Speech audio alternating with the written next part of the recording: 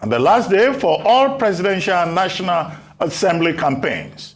In the spirit of unity and comradeship, following the collapse of the Boot Party structure into the Labour Party, Peter Obi's numerical strength seems to have increased in terms of polling unit agents.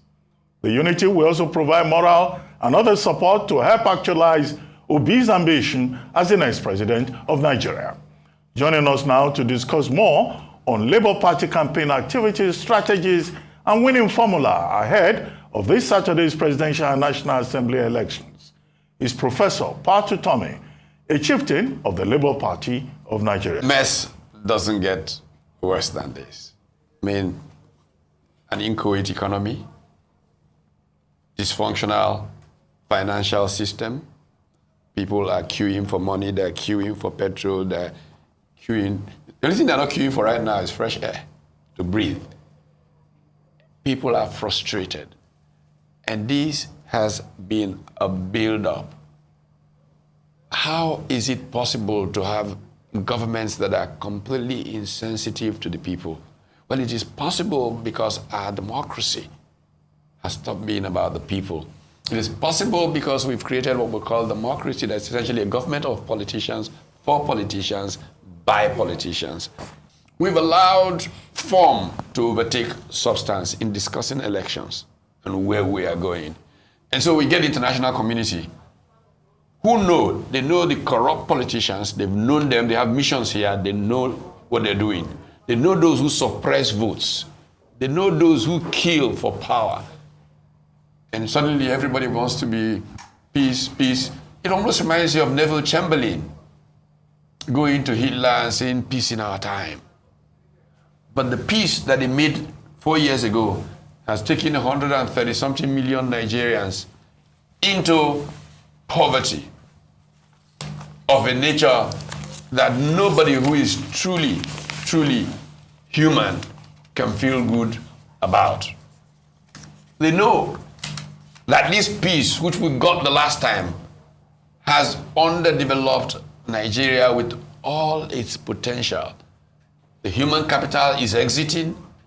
Nothing is as it should be.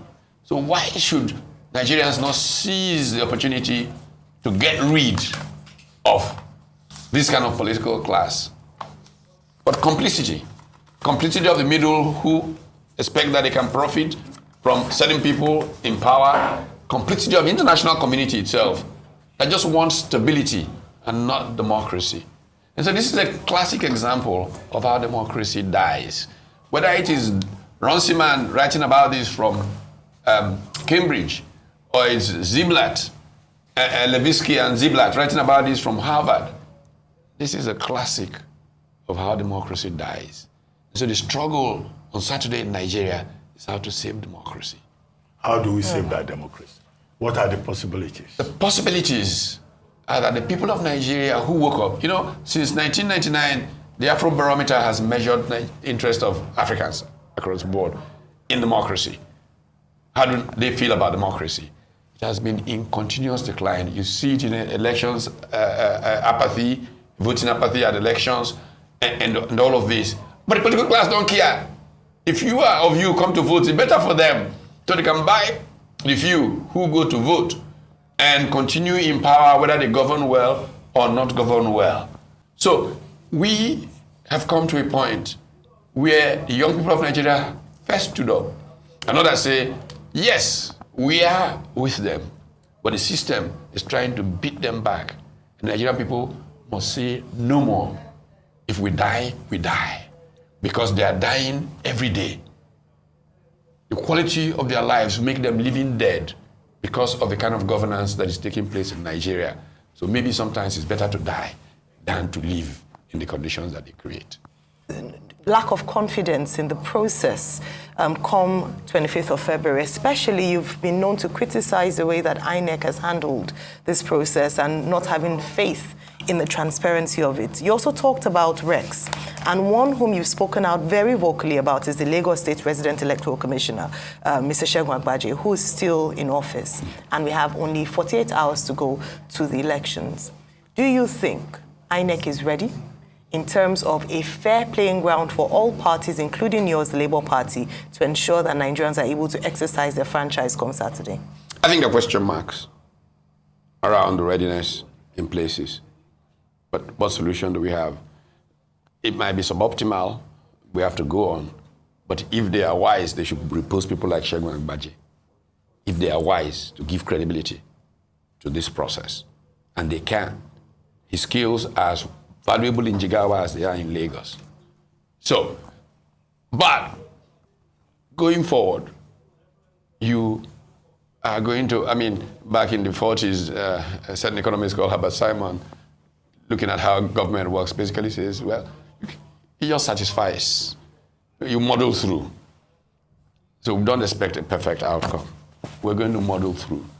But how is this modeling through ensuring that we can keep Nigeria functional and a source of progress for its people, rather than a place that is young people are jumping on every boat, every aircraft, every drive through the desert to just get out.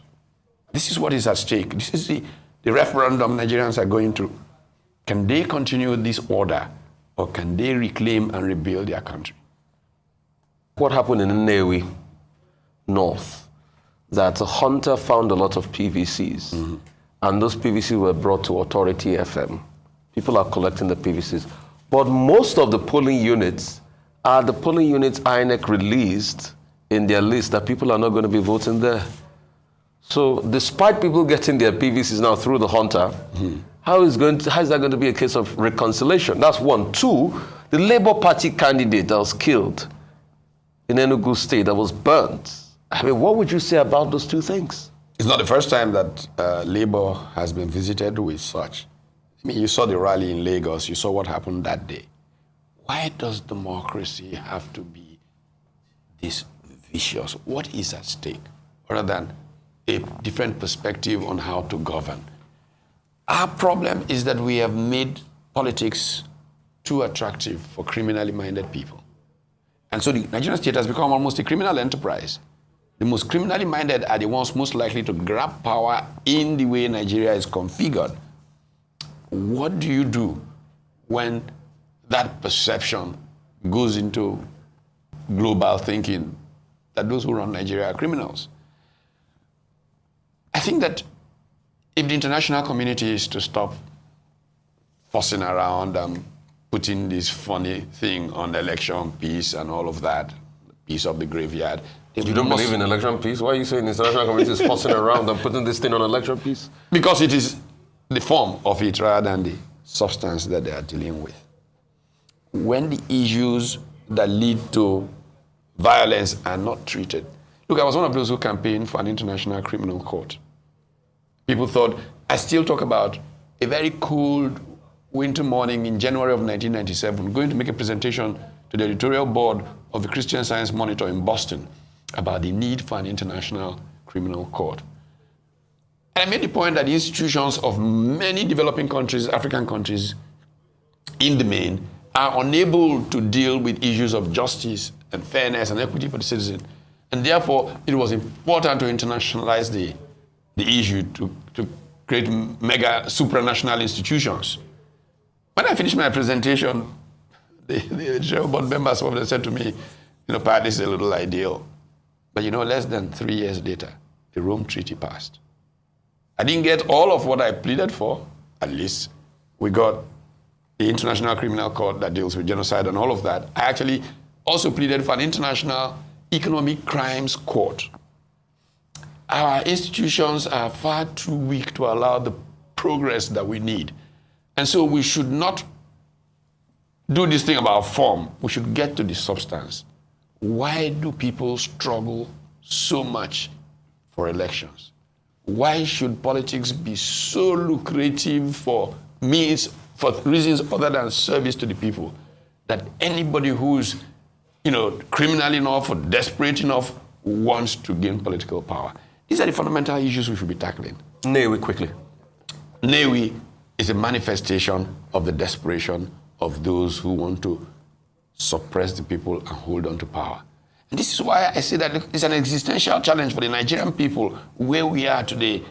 You can't look at that and say, oh, this process is okay. It's not okay. There are fundamental things wrong.